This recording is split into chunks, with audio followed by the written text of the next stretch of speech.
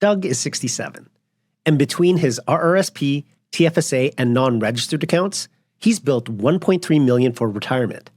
Like almost every Canadian in his position, his first instinct is to just start CPP the moment he qualifies. Because it makes sense, right? You've paid into it for decades. You finally hit the age, so why wouldn't you take it?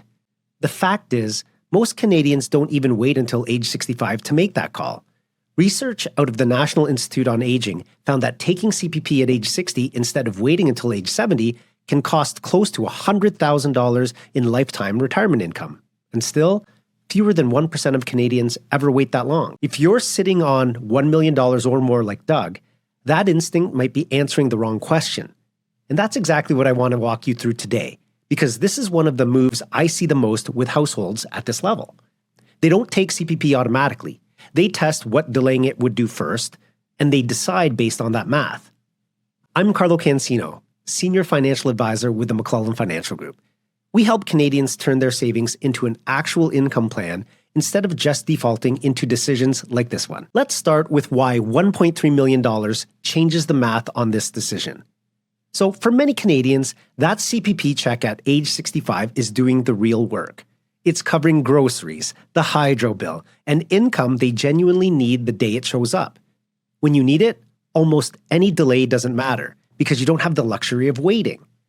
But for someone who's built $1.3 million or more, like Doug, delaying, done properly, can put him ahead. Doug's own guaranteed income floor already sits at around $20,000 a year before he even touches CPP and old age security, plus a small workplace pension. Add disciplined withdrawals from his portfolio, and he can carry the gap for as long as he needs to, whether that means starting CPP now, at 70, or anywhere in between. So for Doug, the question isn't, can I afford to wait? It's what he wants this guaranteed inflation-protected income to do for him at 80 or at 90. It stops being a cash flow question and becomes a planning lever, one that only exists once the income pressure is off. Before we jump into the numbers, I want to be upfront that none of this makes delay automatic.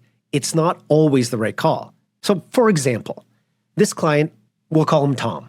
Tom's 66, single, never married, $1.4 million saved with a health diagnosis that changes his life expectancy. The break-even math, usually around 81 or 82, it doesn't hold for him.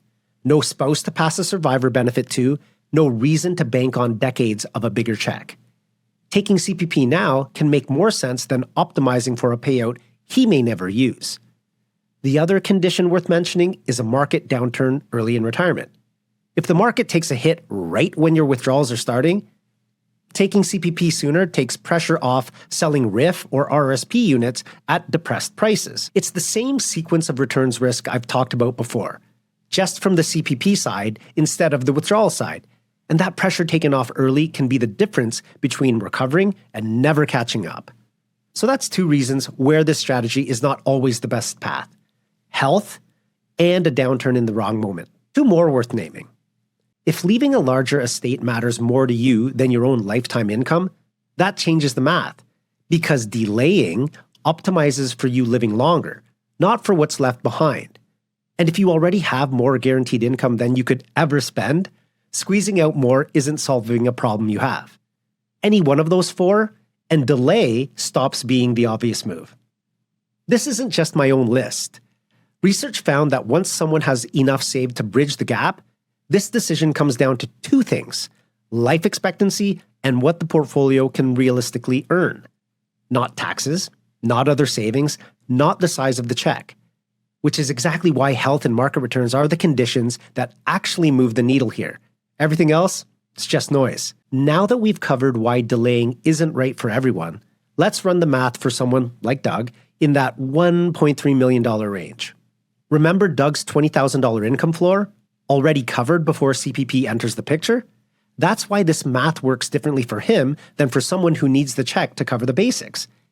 Giving up CPP for 5 years wouldn't touch his lifestyle. It's not a sacrifice. It's a choice about when a guaranteed asset starts paying out. For every year you wait past age 65, up to 70, your CPP grows by 8.4%. 5 years and you're looking at 42% more for life, indexed to inflation. Doug's average CPP at 65 is roughly $925 a month. Delay to 70, and it climbs to close to $1,314. Again, for life. Again, indexed. On the maximum amount, $1,507 at age 65, that becomes just over $2,100 at age 70. So, where's the break even? 5 years at $925 a month is roughly $55,500 given up between age 65 and 70. At 70, he picks up an extra $389 a month over what he'd have gotten at age 65. Divide $55,500 by that gap, and he lands around 81 or age 82 before delaying pays for itself. Every year past that, the extra income is pure upside, guaranteed, for life. Living to 90 and delaying nets Doug roughly $38,000 more in total CPP income, even after the 5 years he went without it. That's $38,000 for a decision that cost him nothing while he was making it, because his income floor, it already covered it. Now, this is Doug's own decision because CPP is individual, not a household benefit. His wife, let's call her Marion, would run the same math on her own CPP separately. However, these are two things marriage changes. Their household floor stacks, 2 OAS checks instead of 1, so the gap gets even easier to bridge. And there's a survivor piece that isn't about either of them individually. If Marion is already collecting her own CPP when Doug passes, Service Canada combines the two into one payment, capped at the maximum CPP amount for that year. A larger CPP built through deferrals can matter just as much to the surviving spouse as it does to both of them right now. I get a question from a lot of clients who are actually weighing whether to test the delay. So let's tackle it now. If I delay CPP and it comes back bigger, doesn't that just push me closer to the OAS clawback? Fair question. However, at this level of savings, it usually isn't the deciding factor. Because if your RRSP withdrawals already have you near the clawback threshold, a bigger CPP check later doesn't really change that. You were already managing clawback exposure through income splitting and withdrawal sequencing, regardless of when CPP starts. Where it actually matters is the years between 65 and 70 before CPP starts.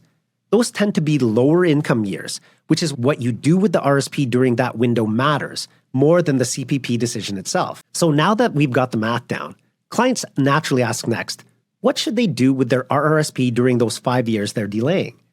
This is a good question to have because some retirees who decide to delay CPP never ask it or assume they should just wait.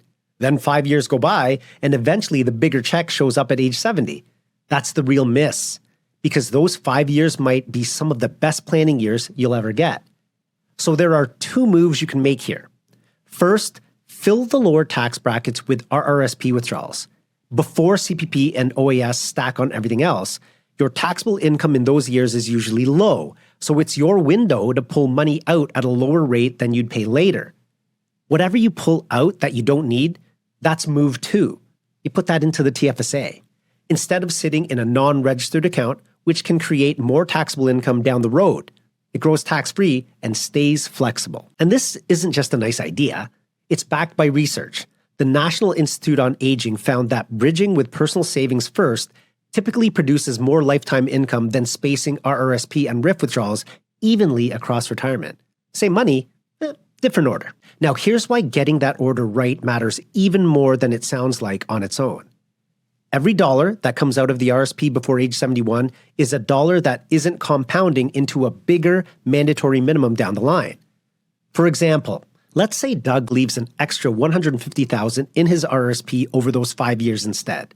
At age 72, the mandatory minimum is roughly 5.4% of the balance, so that $150,000 alone adds about $8,100 a year to his required taxable income, whether he needs it or not. And that's for life. Draw it down earlier instead at a lower rate, and that pressure never builds up. Now, none of this happens on its own. It takes someone sitting down and building a withdrawal plan around those 5 years, instead of letting them pass while you wait for the bigger check. So, what do we take away from this? Once you've built real assets, the CPP decisions stop being about cash flow and becomes a planning lever. That's exactly the move that retirees with $1.3 million plus test before just defaulting to 65. Delay isn't automatic. Health, no spouse, a market downturn, or an income surplus can flip the answer, and the research specifically backs those two variables. The real break-even lands around age 81 to age 82. Every year past that, it's pure upside. Old age security clawback rarely decides it here, but the pre-CPP years still matter. They're your window to draw the RRSP down at a lower rate and move the surplus into the TFSA, so it isn't inflating your RIF minimums later. And if you're married, this math runs twice, with the household floor and survivor benefit stacked on top of each other. The point was never always to delay. The point is, once you've built real savings, you've got the room to test it rather than defaulting to 65, because that's what everyone does. That's exactly what we sit down and model with clients at the McClellan Financial Group, running your numbers against your health, your spouse, your tax picture, and the rest of your plan, because the calendar should not be the one deciding. So, if you're sitting on $1 million or more and haven't modeled what delaying CPP would do to your plan, click the link below for a complimentary portfolio analysis. Thanks for watching. As always, we appreciate the support. I'll see you in the next Ask TMFG episode.